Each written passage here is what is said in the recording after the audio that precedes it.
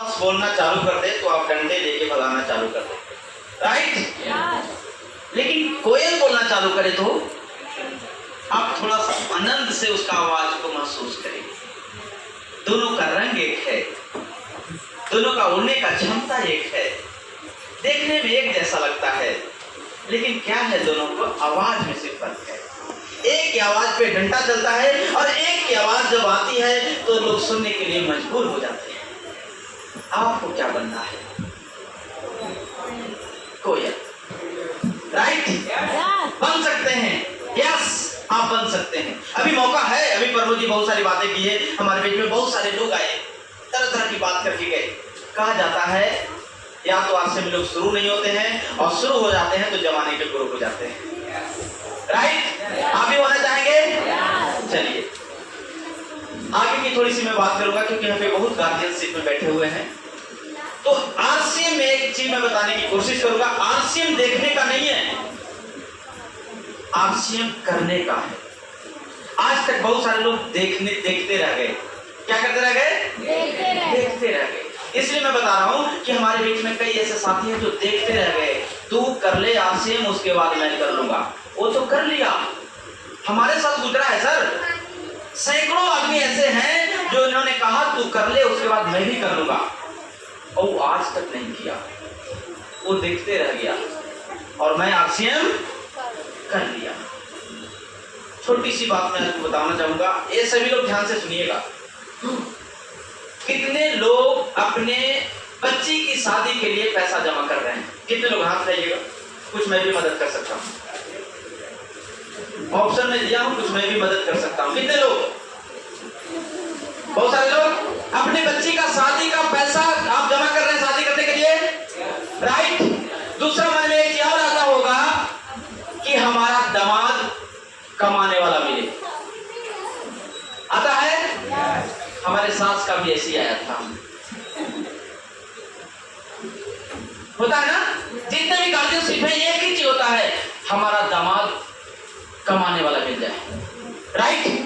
इसीलिए अपनी लड़की के लिए हम पैसा जमा करते हैं। भाई साहब जो पैसा जमा कर रहे हैं ना, बहुत अच्छी बात है। आप से अपने दिमाग में अगर एक और प्लस पॉइंट कर लेंगे, दामाद के जगह पे लड़की कमाने वाला आपसे में हो जाए तो कैसा रहेगा? ये सोचिए। अब वो जमाना चला गया कि दामाद कमाने वाला हो। सर जिसके दामाद कमाने वाले होते हैं ना, उनकी लड़कियां आगे पीछे चलते रहती हैं। ऐसा होता है, जो कहती है सुनना पड़ता है। पानी लाओ, खाना बनाओ, कपड़ा साफ करो, ऐसा होता है ना? लेकिन आपकी लड़कियां अगर आपसे में पैसा कमाने वाली हो जाएं तो क्या हाल होगा? बढ़िया होगा? आज से सर अपने माइंड को चेंज कीजिए। पैसा कमाने वाला दामाद तो ढूंढिए, साथ में ये सोचिए कि हम पैसा कमाने वाला आपसे मैं अपनी लड़की को बना दूं। हो सकता है यार एक काम आज से करना होगा सर, ताकि कोई परेशानी आए तो उससे ज्यादा पैसा हमारी लड़की आज से में कमाती रहे। करना चाहेंगे क्या? करना चाहेंगे? उसके लिए जिनकी भी लड़कियां 18 साल से ऊपर की हो गई हैं, उनकी सबसे पहले आपसे में कस्टमर कार्ड बनवा दीजिए, आपसे में ज्वाइनिंग कर दीजिए। सबसे पहला काम, चाहे वो जहां हो, सबसे पहला काम। और उनकी आरसीएम के बारे में ट्रेनिंग चालू कर दीजिए, क्योंकि मैं आपको बताना चाहूंगा आज से 50 साल पहले हमारे देश में फिल्म इंडस्ट्री में काम करने वाले को नाचने वाली कहा जाता था। जानते इस बात को? इग्नोर किया करते थे लोग। जब फिल्म इंडस्ट्री का नाम और दर्जा मिला, आज फिल्म इंडस्ट्री है, तो अपने बच्चे को उस इंडस्ट्री में बहुत सारे पैसे लगा के भी शामिल करना चाहते हैं। आज फर्क है ना? पहले वाला आरसीएम और वाला आरसीएम में बहुत बड़ा फर्क है सर। अब आरसीएम डायरेक्ट सेलिंग इंडस्ट्री बन गया है। आप अपने भाग्यशाली हैं कि आज इस मीटिंग में आए हैं और बहुत सारी जानकारियां आप लेके जा रहे हैं, लेकिन जानकारियां लेके जाने से नहीं होगा, उस पर काम करने से होगा। करेंगे? करेंगे? बहुत सारे लोग देखते हैं कि हम तो 500 का सामान खरीदे हमारा काम हो जाएगा। नहीं सर, 500 का सामान खरीदने से आपका काम कभी नहीं होगा। समझ रहे हैं? एक व्यक्ति बहुत पूजा करता था, और क्या कहूं, कहने पर कई बार होगा कि ऐसे बोल दिया। चलिए वो टॉपिक लंबा है, बाद में करेंगे। एक कहानी सुनाता हूँ, कहानी के माध्यम से हम आगे कर रहे हैं, क्योंकि आज जो हमारा काम है वो अपने परचेज वॉल्यूम बढ़ाने का काम है। बहुत सारे के मन में टीस आएगा, अफसोस आएगा जब बहुत सारे गिफ्ट लोगों को मिलेगा, उनको मिलेगा जो पिछले महीने में अपनी जरूरत का काम किए। लेकिन घबराने की जरूरत नहीं है सर, जिनको नहीं मिलेगा उनको डबल धमाका है। जिनको नहीं मिला है या नहीं मिलेगा उनका डबल धमाका है। इस महीना में उससे ज्यादा काम करके इससे ज्यादा प्रॉफिट लेने का समय है।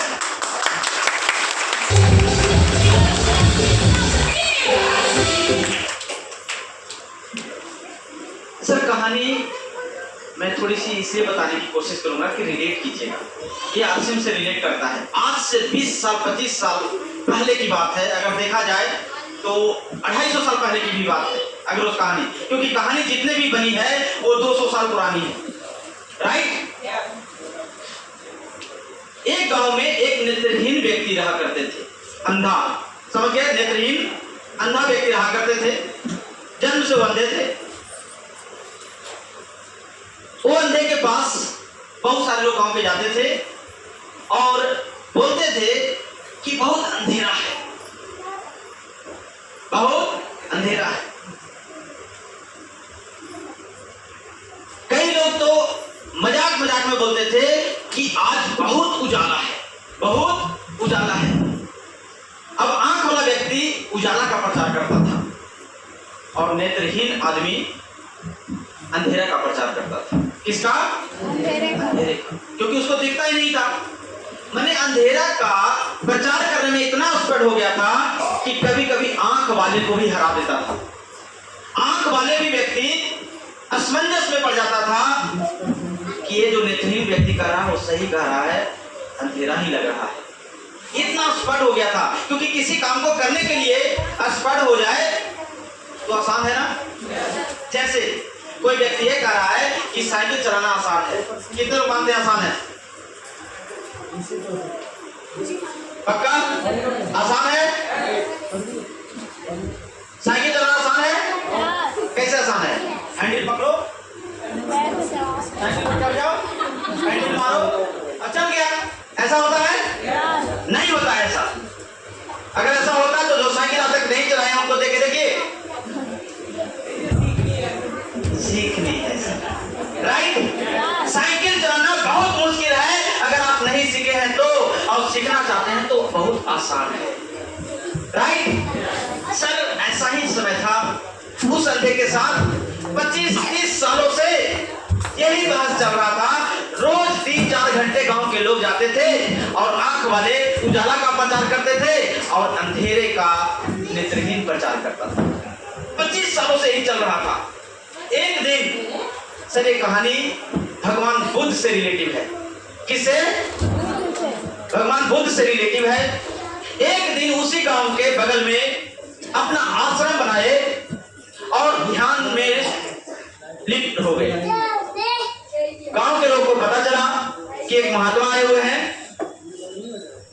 अंधे को ले जाऊंगा और वहां पे बहस होगा, कुछ न कुछ महात्मा जवाब देंगे, चाहे उजाले की तरफ या अंधेरे की तरफ।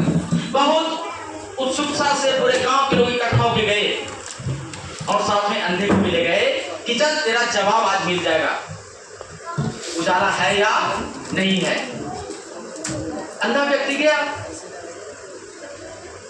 जैसे ही उस जगह पे कुटिया में पहुंचे, बहुत सारी बात प्रभु जी, बहुत सारा बात रखा गया गांव की तरफ से कि ये जन्म से अंधा है, ये कहता है कि नहीं अंधेरा है, हम लोग कहते हैं कि उजाला है।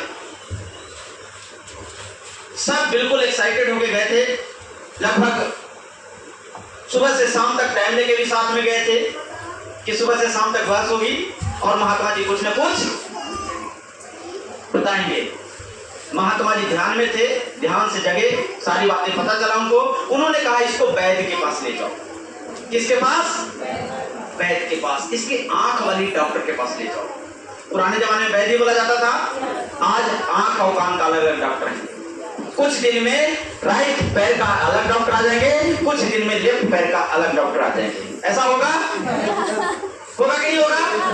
एक शरीर डॉक्टर अलग अलग, आंख का अलग डॉक्टर है, कान का अलग डॉक्टर है, दांत का अलग डॉक्टर है, पेट का अलग डॉक्टर है। ऐसा है या नहीं? आप एक हॉस्पिटल में जाइए, वहां जब पर्ची कटता है तो बताता है आप 103 नंबर में जाइए। क्यों? क्योंकि आपकी हड्डी का प्रॉब्लम है। कोई कहता है 106 में जाइए। क्यों? क्योंकि आपका पेट से रिलेटेड है, वो 106 में बैठते हैं। ऐसा होता है कि नहीं होता? कितने लोग मानते हैं इसको? मतलब सब हॉस्पिटल गए। हमें तो पता ही करना था सर, हमें तो पता ही करना था। इसको मतलब आप आरसीएम के लिए फिट हैं। आज के 6 महीने बाद आप हॉस्पिटल में बहुत कम जाएंगे। क्यों? क्योंकि 6 महीना इस्तेमाल करने के बाद आपके घर से दवाइयां बीमारियां कम होना चालू।